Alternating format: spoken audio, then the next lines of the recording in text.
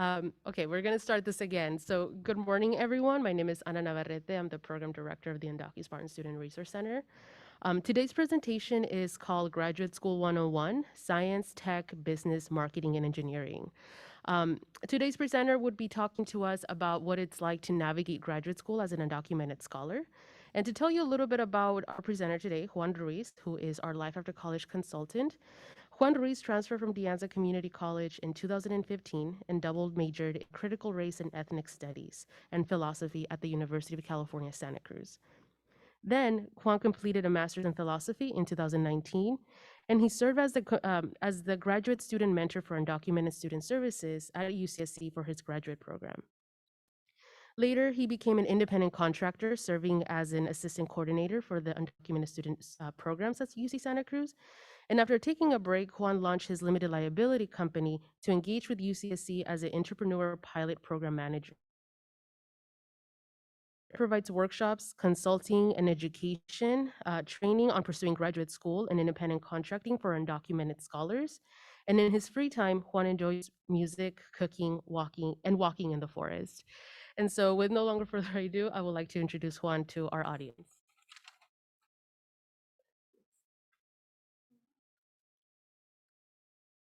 Thank you, Anna, for that introduction.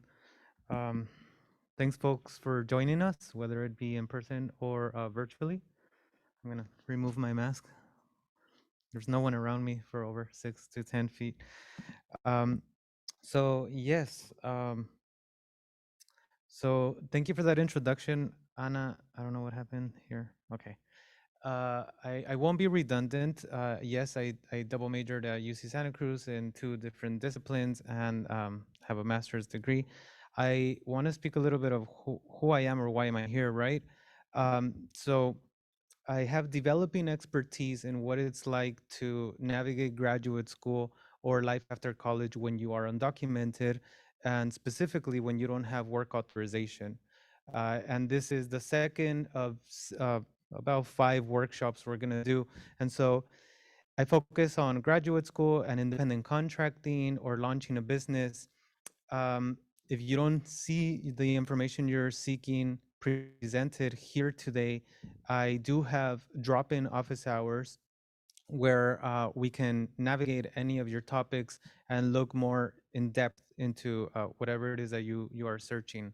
However, with my limited liability company, with the mission to nurture equity, diversity, and inclusion in higher education through programming, professional training, and consulting. So I just want to express that I am undocumented without DACA, so I don't have work authorization, and you can navigate graduate school as well as launch a business and engage in contracting with universities, all legally. There's ways to do it, and I'll show you that along this workshop series. And at any time, I do believe we can mutually collaborate and learn on this subject matter, which is to a certain extent uncharted territory, undocumented students going into grad school. So I'm going to give you a lot of information. The presentation content that I will provide you is a lot of STEM application details. They're subtly different from what I covered last week in the social sciences and humanities. And I'm gonna then focus on general undocumented related considerations when you are going to grad school. And of course, I'm gonna cover some details on deadlines, letters of recommendation, testing, writing samples, and I will wrap it up with resources that I use and that I encourage you to look into. So, how do you start thinking about graduate school, right? There might be research interests that are triggering your desire to focus in further studies in grad programs, or there might be professional training required, or career options that you want to pursue. When you are an undergrad student, you want to look into what specialized field is it that you want to do after your undergrad studies. Is it medical school? Is it law school? Is it getting a master's in business administration? And some tips to start thinking about grad programs is, for example, um, Maybe you are able to take on a teaching assistantship for a professor or something of the sort, or a reader, or a tutor, and see what it's like to help and assist in the learning of others. There's application process and cost that you're going to have to consider well in advance, letters of recommendation that you will have to seek, and graduate tests that you may have to um, do in order to apply to the program. Another interesting take on it is, if you are not certain whether grad school is the path for you, or if you are not sure what research interest you want to develop, or just you need to complete certain prerequisites for applying to grad programs, there's post-bachelor programs, and those can be done at your institution at times, or there are institutions that offer these programs so that you can enroll and fulfill any prerequisites for grad programs. Again, folks, like I mentioned, a lot of this information will be breezed on, and please use my office hours, which are Mondays and Friday, so that we can develop any of this information further. And I am providing here an infographic on what is a timeline. What does a timeline look like for when you are applying to grad school, right? And sophomore year, junior years, when you might start thinking about this, there are certain steps to take in the summer before your senior year. And definitely your senior year is going to be a very important year when you're applying and getting those letters of rec. We can go more in depth in this later. So I was tasked with looking into marketing programs since folks expressed an interest in our Google form about what is it like, and undocumented students usually pursue programs of this nature. What are some differences if you want to take on a marketing program at UC research institution? And so I provide you here with some details which overlap, but some are very different. So, for example, if you were to look at CSU Long Beach, to get an expertise in marketing, it's a Master's of Science in Marketing, right? Master's of Science in Marketing and Analytics. There's a non-refundable $70 application fee that comes with it, where you'll have to provide your official transcripts, and the school requires a 2.75 GPA or greater. You will have to submit a resume that showcases your work experience, as opposed to some other programs that require a CV.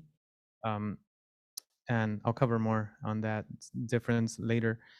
And you can either provide your GMAT test or your GRE scores, and those are two different graduate admissions tests. And oftentimes, right now, you can find that some programs are waiving their admissions testing due to the COVID-19 pandemic, and some other schools are not. Two letters of recommendation are requested, and here's where one of those differences from the humanities and this STEM field. The program requires a video statement of purpose, 3 to 5 minutes, where uh, you showcase like who what is it that you want to do in the graduate program. Why are you the ideal candidate? What is some work experience you have on the field? And you will also render a personal statement. So this is a lower stakes per se, as opposed to the UC Berkeley marketing program, right? Where it's also a master's of business administration with the concentration in marketing, where you provide your official transcripts. However, in at Berkeley, the GMAT or the GRE are required, despite the COVID-19 pandemic. And for folks who received undergraduate degrees in non English speaking countries, they will have to provide the TOEFL, the test of English as a foreign language proficiency. And but of course, most of you might bypass this simply by having English courses at your undergrad at your current institution, where you pass with a B for at least one academic year. And if you make it past the first round of applications, you will be invited for an interview. Well, you will also have to provide two letters of recommendations from employers, and two essays showcasing your background. And I'm going to show you a little bit of those prompts. Um, okay. So, as you've seen, there are subtle differences in applying to marketing programs in the CSUs versus the UCs, right? Berkeley is asking you in 300 words in essay number one, what makes you feel alive when you are doing it and why? And here you share specific and personal experiences that help the reader get to know you better, giving insight into your character, values, or how you would uniquely contribute to the Berkeley Has community. Essay number two, the definition of successful leadership has evolved over the last decade and will continue to change. What do you need to develop to become a successful leader? So these two essays serve as a writing sample because this showcases your ability to write fluently and compellingly in English. However, it's not your typical personal statement or statement of purpose as it is in the humanities. Here, you only have 300 words, which is less than a page, to answer these questions. And in these programs at Berkeley, there are 3 rounds throughout the year when you can apply. One interesting thing to remember is that you're applying to the program and you're also applying for financial aid or scholarships aside from that if you have the need. And you have to remember that you might get admitted to the program, but if you didn't apply for their pot of scholarships or financial aid, you will not be considered for those.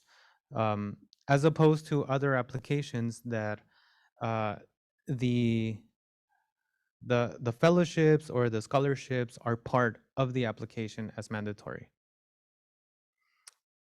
Any questions, folks? Please don't hesitate to ask. So I'm covering a lot of the details that might be broad. How do you apply? What are some subtle differences? And later in the presentation, I'm gonna cover undocumented related considerations. And at any point, please do ask about those. In terms of medical school, you do not have to be a STEM major to apply. It doesn't mean that you have to have a background in MCD bio, in chemistry. You can apply with any major in sociology, physics, or history, for example. You just need to meet the minimum requirements. And those are more or less a 3.5 GPA, anything between 3.2, 3.8. You have to have some volunteering, internship, or clinical experience showcasing your background in that field. Research experience is preferred, and your letters of recommendation are going to vary from program to program. The University of California Irvine's um, option for letters of recommendation can be anything from 3 to 6 letters, as opposed to, say, John Hopkins University that only is requiring 3. So it's a rigorous application timeline, and I'm going to provide you an infographic. However, I have more detailed information month by month of what it looks like to apply to medical school. And again, I can provide you with that information in my office hours, or we're going to have a lot of this information showcased on the DocuSpartan website as well. The major requirements that you have to have in order to apply to medical school is at the very least 1 year of biology with labs, 1 year of physics with labs, a year of English, mathematics, 2 years of chemistry, and preferred recommended skills or courses in computer science, anatomy, cell biology, immunology, microbiology, and so on and so forth, and Spanish. It is highly recommended that you are able to engage in a second language, and preferably of Latinx folks or Spanish speaking folks who require assistance in the medical field. And you have to take the MCAT exam. So as we covered in marketing or MBA programs, you have to take the GMAT. In medical school, you have to take the MCAT.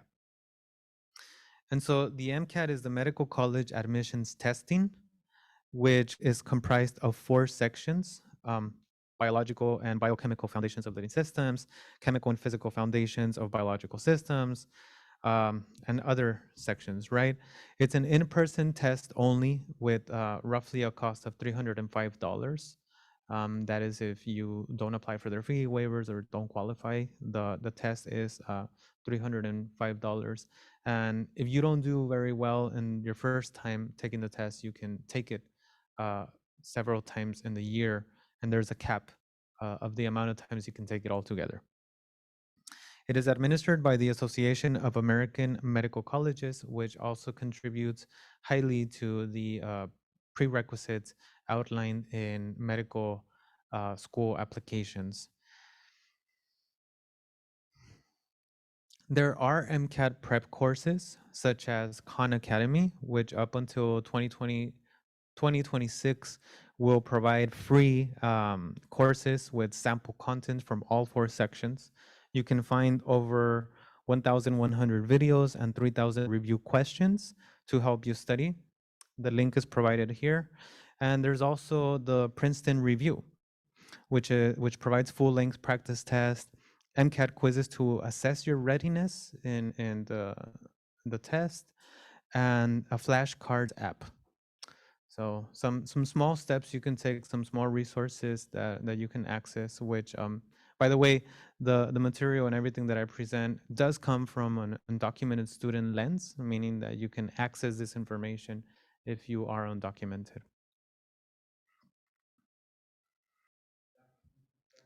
Okay, should I continue?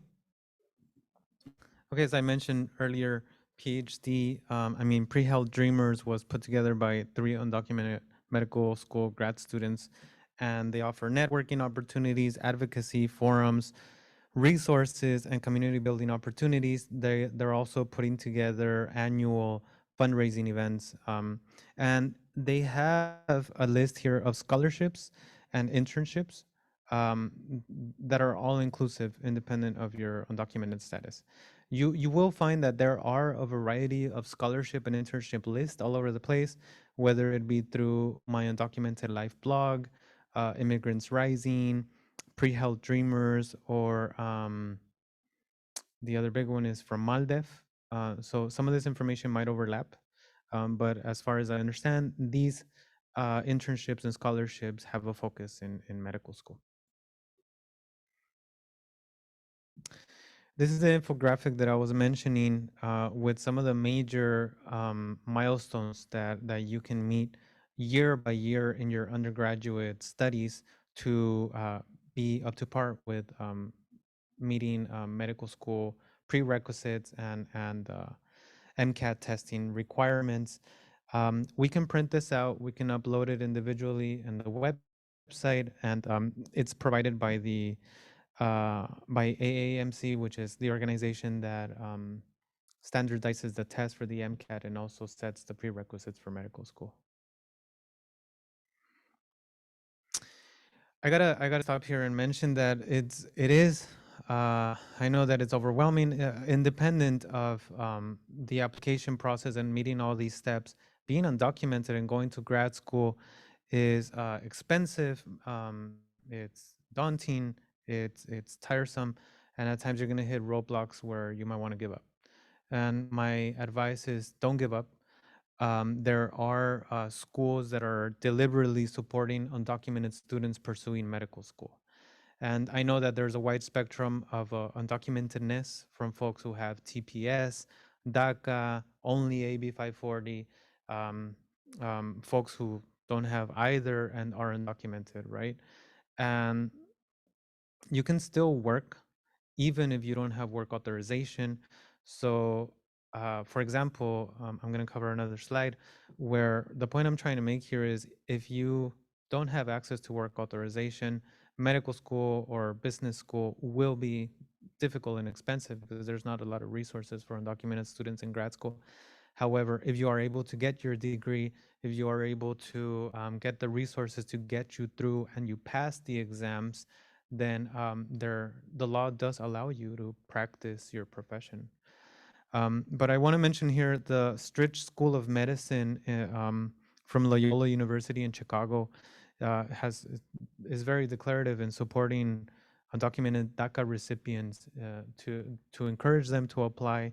They are a Jesuit school, and it's a reflection of their values and also a reflection of their intent to diversify the field and support undocumented students.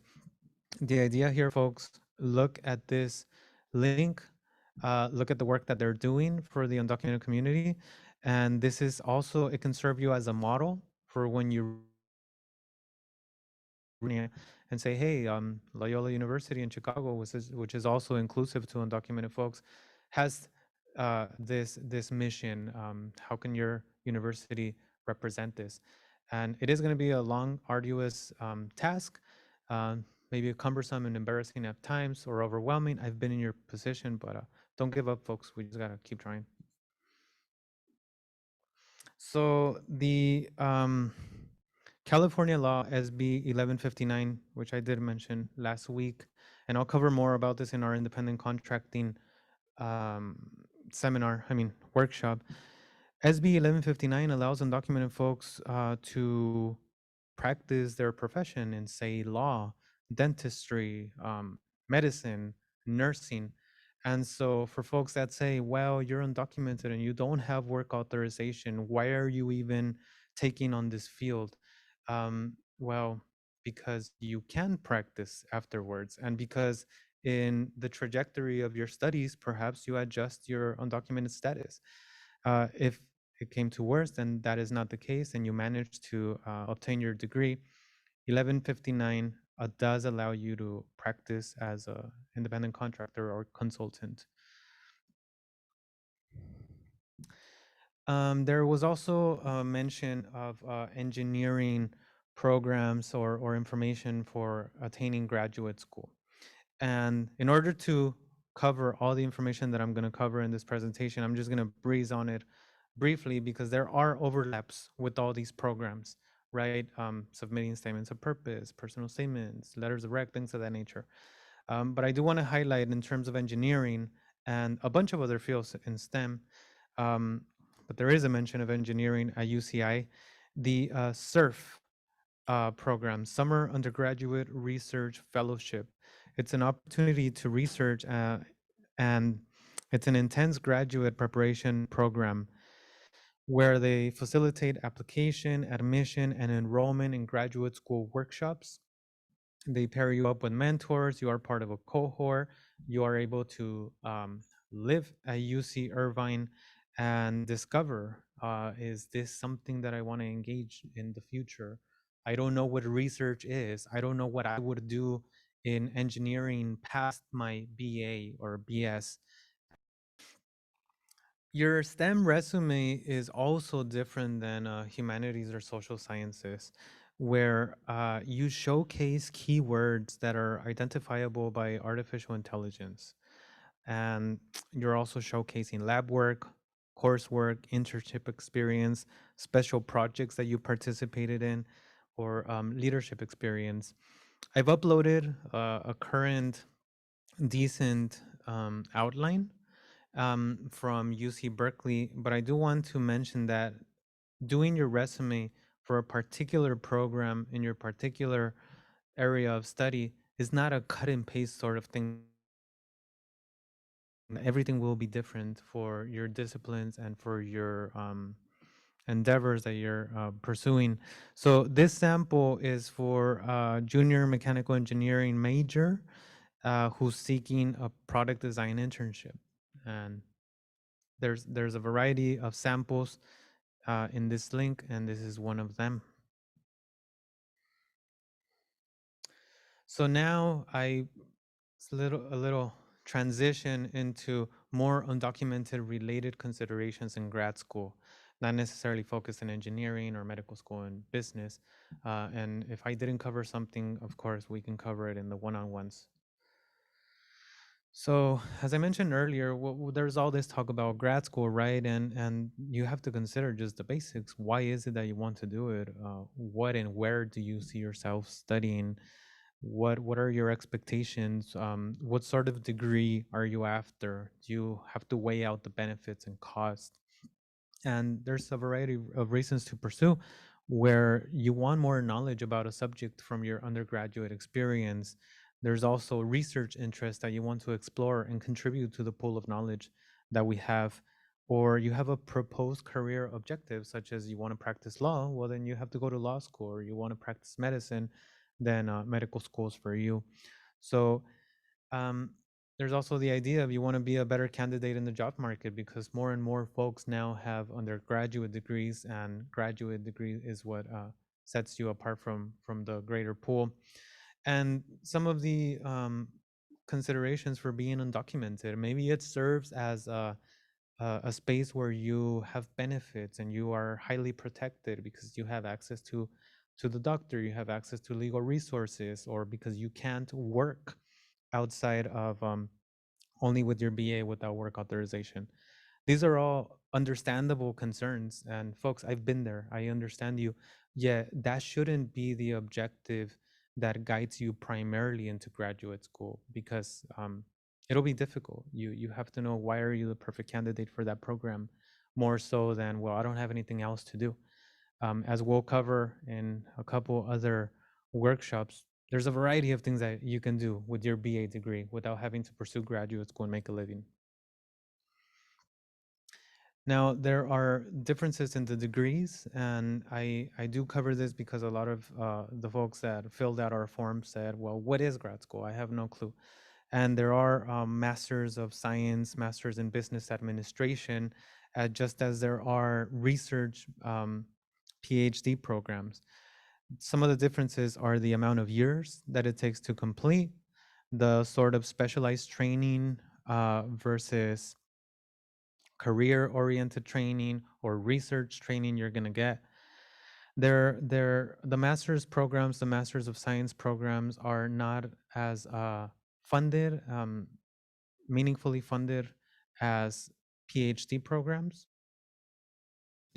where the university is sort of like paying you, investing in you to conduct research, and they give you a fellowship, which is basically where you work for that department as a teacher assistant, and you get your tuition and your fees waived. You might even also get a stipend and health insurance. So there are subtle differences between a master's degree as opposed to a PhD, in which also the master's degree, it's going to be less time, so it's going to be less money that it would require for you to get that degree, as opposed to the PhD, which is much longer, and it is tied to, as I mentioned, fellowships that help you pay for the program. But you're also conducting research, and what this means is that you are giving your angle into the pool of knowledge. You are contributing to what we know. Undocumented related considerations that I got to mention. There are state laws that affect graduate school admission or the sort of report support that you will get, whether it be institutional support or state support. There are states that altogether don't even admit undocumented students to gain an education in their states. As you can see here, it ranges between highly inclusive states that enact laws for undocumented students as those that are in the dark green, as opposed to the bright red that don't want to have anything to do with us. So I provided these links for you so that you can check the institutional and state laws. There's very clear tables that provide that. A lot of the information that I provided is California oriented. However, states like New York, Washington are very inclusive in their policies. One more consideration in terms of like where do I want to apply? Well, it's important to know that the Customs and Border Protection checkpoints throughout the country are within 25 to 100 miles of every border. And some of us in California might be familiar with the San Clemente checkpoint. The idea here is that if it's If you're applying to a program which might be, for example, in California, UC San Diego, but you live on the other side of the checkpoint, and you might be crossing the checkpoint, and this is intimidating, or you don't have DACA, and you don't, this is something that you don't want to live with for the next 2 to 3 years if you're doing a master's, or 5 to 7 years if you're doing a PhD. I provide you here with a link to information on some of the programs, some of the checkpoints, some of that. So it's just a consideration that some of us might want to have. Do I want to live near that, or do I want to avoid it? Now, in terms of testing requirements, this grid here provides a checklist for the GMAT, right? Do you have all these documents? Are you ready to take the test? And for example, when you register for the test, you're going to have to pay for it and set a date when you take it. You will have to, you can register with a US driver's license or passport. It has to be the original document, valid, and bearing your full name with the recent picture and your signature. Um, the checklist here is for you to make sure you have every item so that you can enroll in the test, so that you can have a score which is sent to the schools you're applying and aligns you with certain fellowships, pots of money, or just altogether makes the difference whether you get admitted or not, if the school has a cutoff of this standardized test that you got to take. For folks that might not have these documents and you're going to be applying probably next month to some of these programs, there's always an option for you. And so, for example, the GRE test, the ETS is the organization that manages the test. If you need accommodations, a waiver, a way to work around any of these requirements, there's an email. And every organization for the GMAT, MCAT may provide something of the sort. It's not a it's not a make it or break it if you don't have your current passport, but you do have to make an intent to get this accommodation. Disclosing your status on your graduate application, you have to be aware that there's no federal law requiring proof of citizenship when applying. However, it is typically unavoidable that you do, right? It is ultimately a personal decision to disclose your status. However, keep in mind is used for financial aid purposes to gauge diversity of the matriculating student body and to provide you with resources at the institution. And so most of the applications look a little bit like this, where they don't offer an option for undocumented or documented, be something like other, right? Non-US. And whether you hold a visa or not, please be honest, please be truthful, genuine when you apply, since at one point, if you say you have a visa, you will have to render those documents. So I understand you. It's daunting and overwhelming at times, but do be genuine and keep in mind that it's to align you with resources more than to not admit you to the program. Now, some of the application components, which I've already mentioned some details, the admission testing, rendering unofficial transcripts, your GPA, a personal statement, statement of purpose. I'm going to cover more details about that right here. And I also provided your staff with examples of each. So where do you start in requesting a letter of rec? What does your email look like? What does the conversation you have with your professor look like? How do you follow up? What are the items to include in that letter of rec? I provided samples that you can use for initiating that conversation. I also provided a couple different timelines, whether you are in a quarter system as opposed to the semester system, or month by month, academic year, where mostly it might vary, but you are narrowing down your research interest.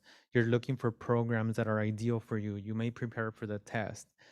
In the fall, for example, you're working on the application, getting your letters of recommendation, making your last details to your writing sample, statement of purpose, and you're submitting those applications and just waiting for results. So there, it's important to keep a timeline. I've provided a timeline to your staff, and you can pick up copies of that in the office. Excellent. It's in the chat. Another sample of how you might want to break down your timeline.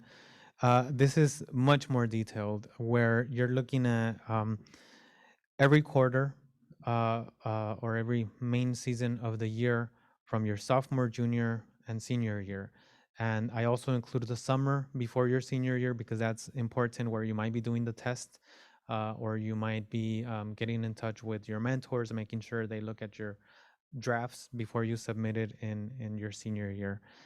And I broke it down into what are some academic considerations, like your major, how are you engaging in your major, how does that align with your research interest and going into grad school, or just the grad school in general. What sorts of programs are you looking at, and what sorts of tests do they require? So different timelines. The main idea here is it's important to keep a timeline, whatever it may be. Okay, if it's in a grid like this, or if it was the other option, whatever you'd like.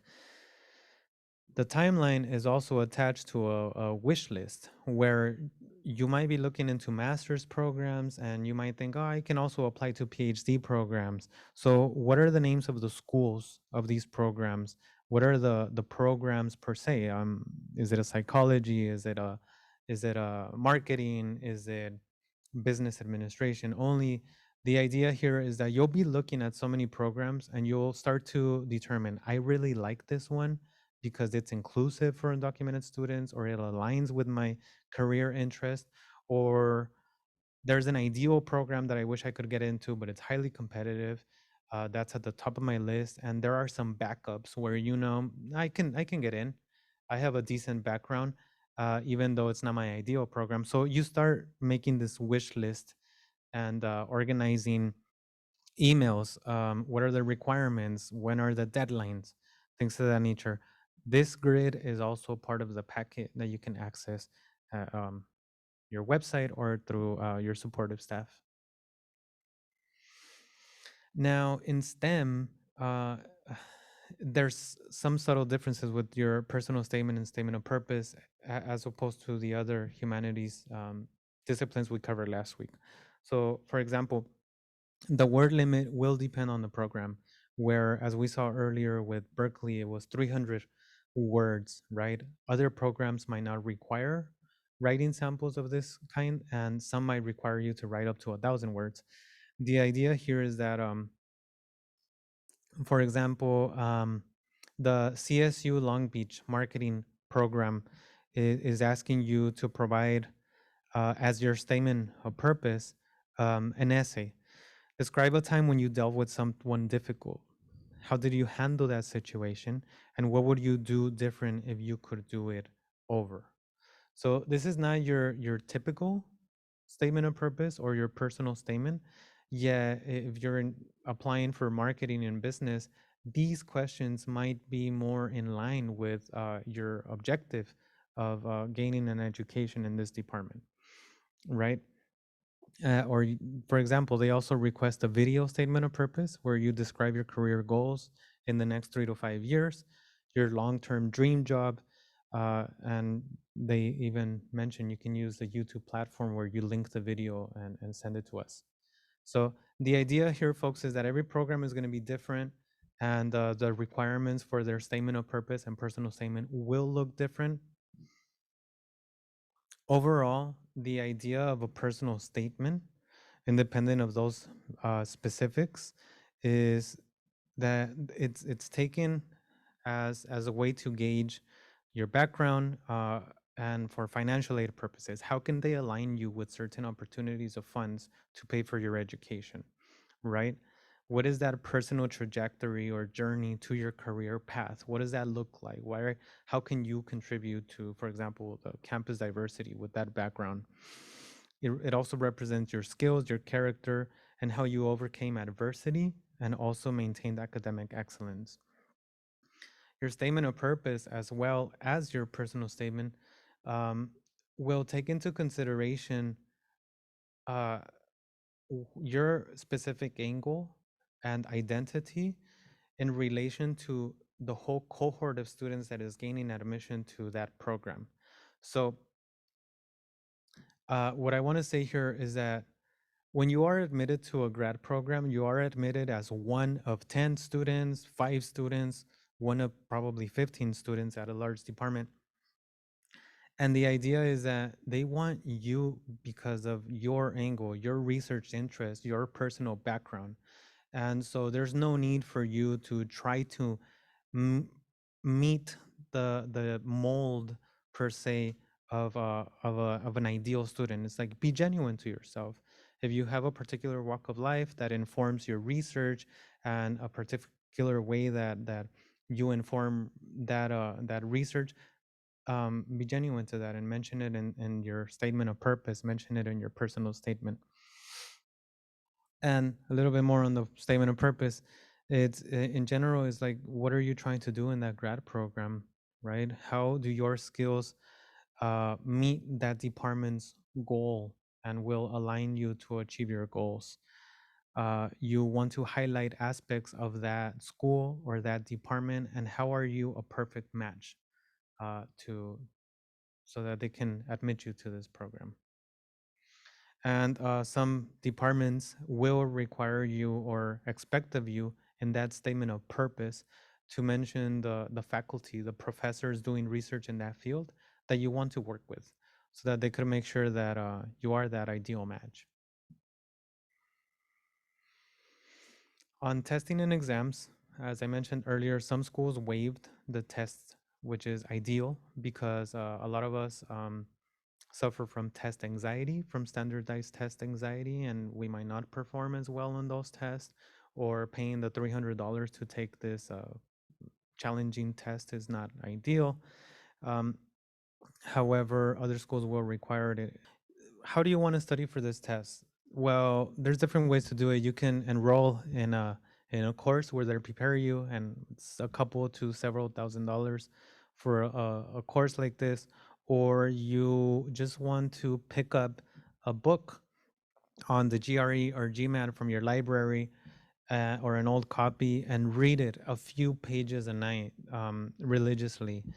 Another method is forming a study group where you take one summer before you take the test and you study during the week every day a couple hours. Whatever it may be, the idea here is that don't try to wing it. You have to create a study plan for these tests. You have to become acquainted with the exam style because this test is not testing necessarily what you know. It's to a great degree testing how you know how to take the test. So pick up a book, log into one of these free resources that I'm going to show you, and become acquainted with the test. Also, the GMAT was made available online, and it might be convenient for you to take the test online as opposed to visiting one of these testing centers. Link provided. There's another thing too that is a great bonus tip that I'm going to give you, which was given to me before. When you're completing your graduate application and you submit all the documents and you've already been made every mention, there's a little box at the end of the application that asks you something along these lines. Is there anything not included in the application that you would like to share with the graduate committee? And I encourage you to be genuine and make use of this box. You can mention your fear of standardized testing. Let's say you are applying to an MBA and you also have to complete a writing section, but you are doing much better in the mathematics and quantitative reasoning as opposed to the writing section. However, writing is not a main component of your MBA program. Well, then make mention of that, right? Um, that for example, your lower score on whatever section of that test is not an indication of your ability to do well in that graduate program. Or say, for example, you got a W or a failing grade in your transcript and it's weighing you down for something that happened in life. You might want to mention that in that section of the application. There are a variety of grad test resources. We mentioned this before. Magoosh offers you online prep courses for the GMAT, GRE, the MCAT, and some universities offer this resource free to their students. And as far as I understand, we were going to look into can San Jose State or the Andaki Spartan Resource Center provide you with an account for free where you can basically study and take on the test for free.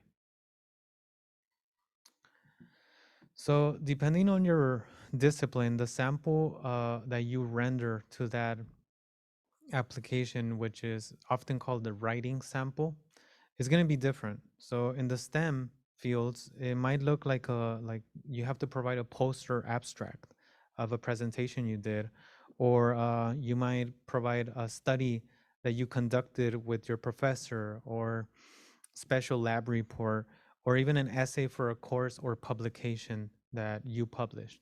So become acquainted with the application. One thing that I did in learning about a lot of these programs is I looked up the program and I clicked on their apply section and I browsed through the application. Because also, as a side note, I'm applying to PhD programs in the humanities. And generally speaking, you have to have a statement of purpose, personal statement, writing sample. And you might think you're ready, but when you open the application to each department, it's different. It has subtle differences. And there might be more sections where you can incorporate information. So it doesn't hurt anyone if you open the application, if you register, create a registration, login, credential, and you just browse through the application, because that's where you'll get the very precise specifics of what it requires for you to apply to that program. Okay, and the writing sample might look different from Berkeley to Stanford when you're applying to the MBA. So whatever it may be, work on this sample ahead of time. Ideally, ask a faculty member or advisor who's recommending you in your letter to look at this sample, right? Or it might be a professor who you worked with and you formulated a project in your class, and you might want to polish that over time. Ask different folks to look at your sample. You can ask your faculty, your mentor, your peer, friend to look at the sample. Always provide them a different copy. Keep track of who's reading what so that you can gain different insights and you can choose what it is that you want to include or omit in that sample. I mentioned earlier information on the resume. The CV is a little different, where it's concise summary of education background and achievements, right? A lot of the things that you mentioned in the resume and CV are similar, like your contact information, probably your degrees. However, the CV is more oriented towards gaining opportunities in like fellowships, because it showcases your background in education, as opposed to resumes that showcases your professional experience. And so each department will ask you for one or the other, because with their admission committee, they're looking for specific things. We want to look at your professional experience, or do we want to look at where did you conduct research?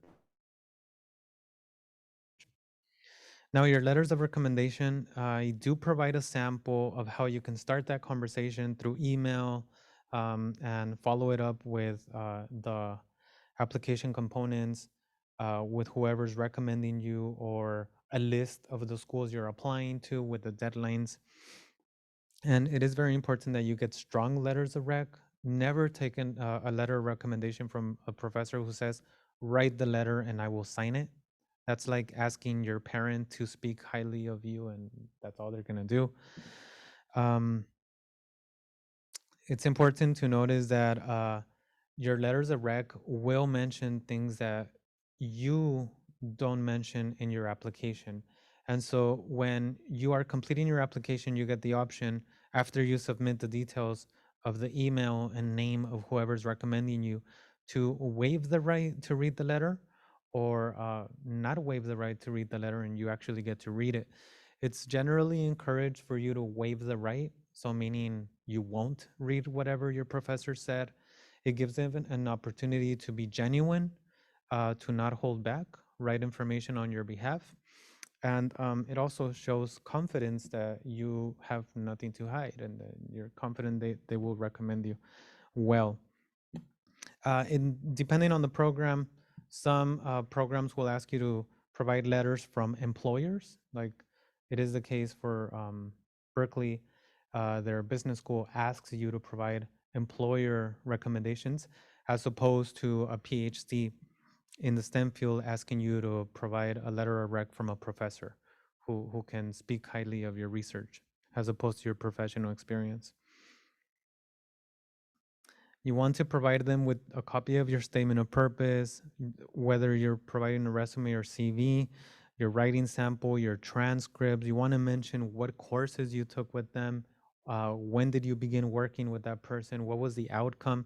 The more information you provide your recommender, the better, because then they'll be able to craft your letter and make it a strong letter, which makes a difference if you make it to the program or if you get a fellowship. The more details, the better for them. Since professors or recommenders, there comes a season when they're writing so many letters that they could just create a generic letter and turn it in on your behalf, and that's the last thing you want. Through this process of applying to grad school, it's advisable that you have a faculty advisor supervising your materials, or at the very least, a graduate mentor, somebody who already went through the process. You want to meet with them regularly and set expectations, right? What do you need from me? I'll send it to you. When do we meet again? When do I get drafts and feedback? And you got to be doing this proactively. Ask to meet with the professor during their office hours or at an alternative time if it doesn't work for them. But be responsible, be diligent in setting these expectations and meeting the deadlines. So on deadlines, you want to submit your application materials on time, ahead of time better, because there are programs that have priority deadlines for when they look at their applicants and they align them with certain pots of funds. Uh, Programs will not take your documents late.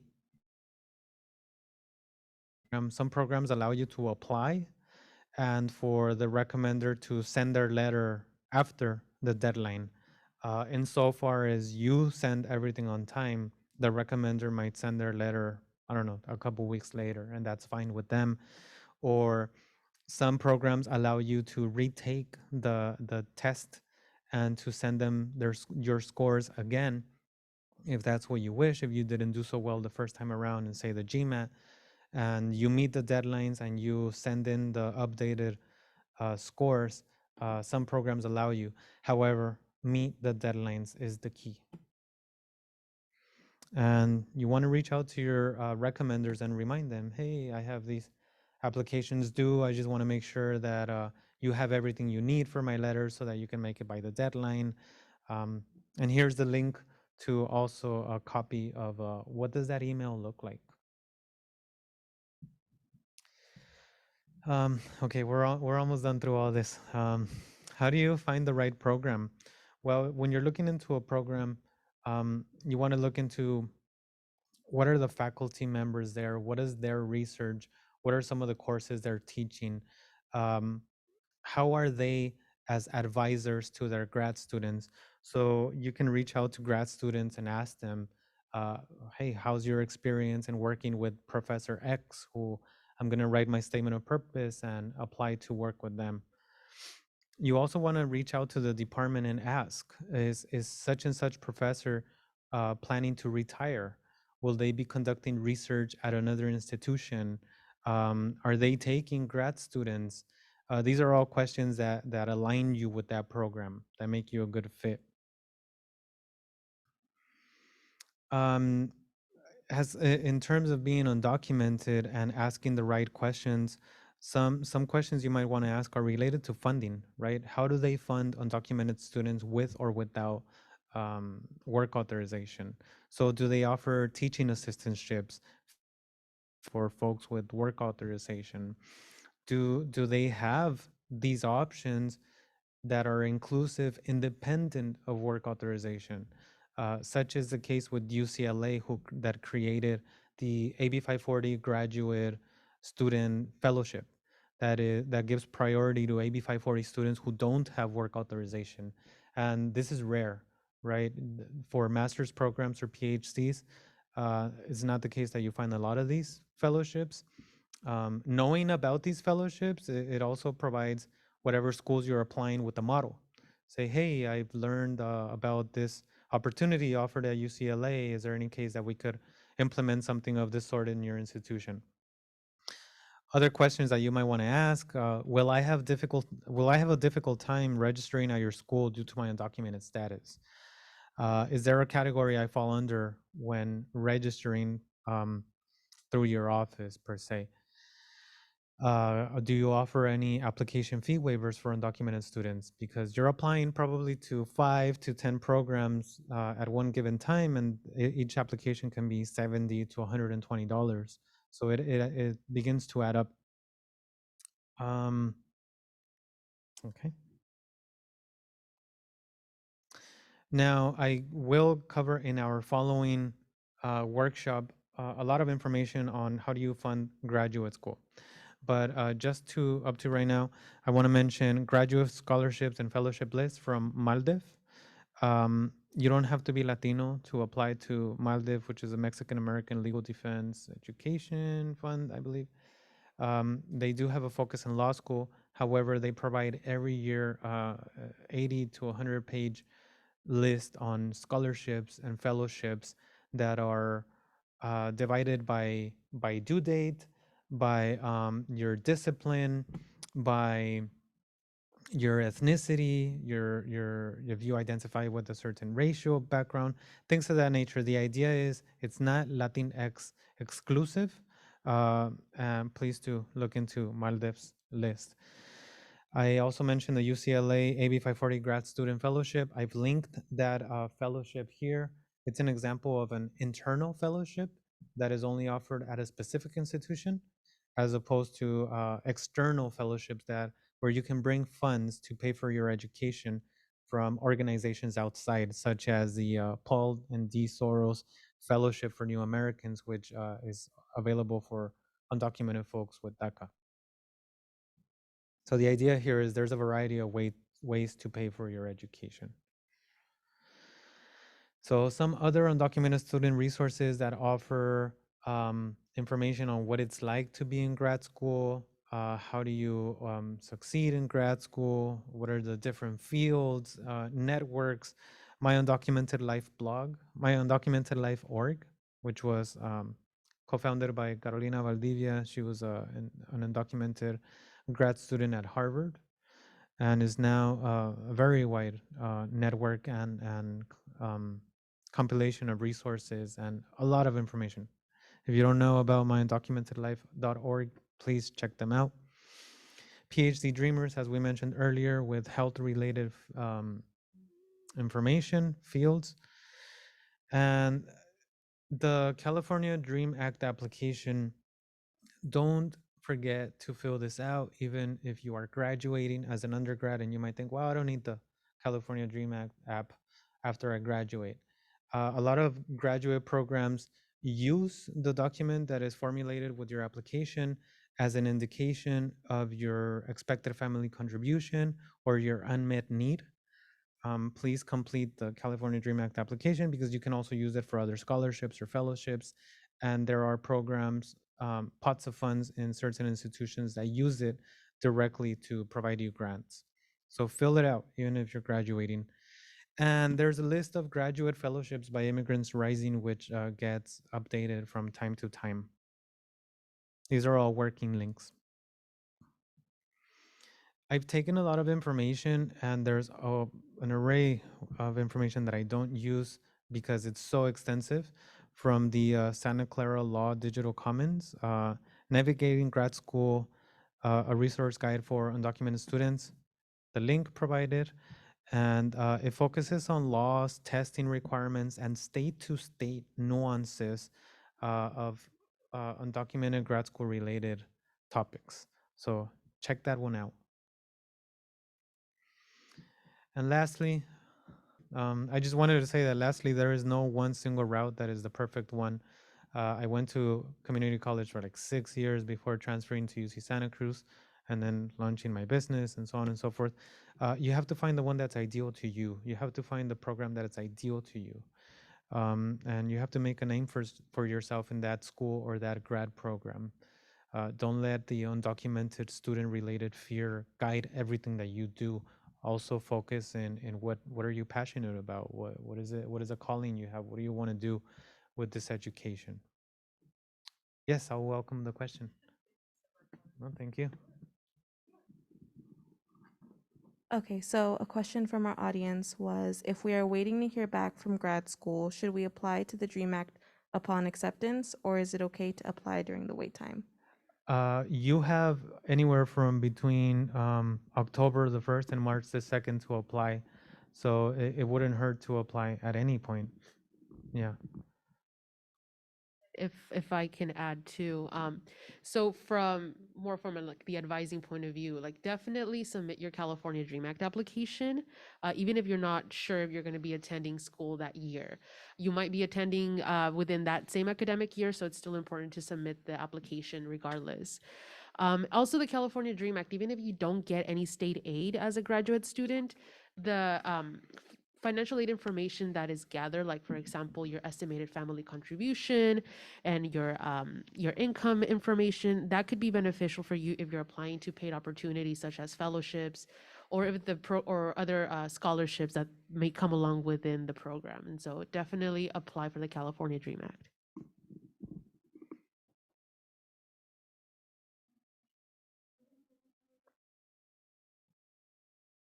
All right. Well, Juan, thank you so much for joining us today. And let me jump on the Yes. camera real quick.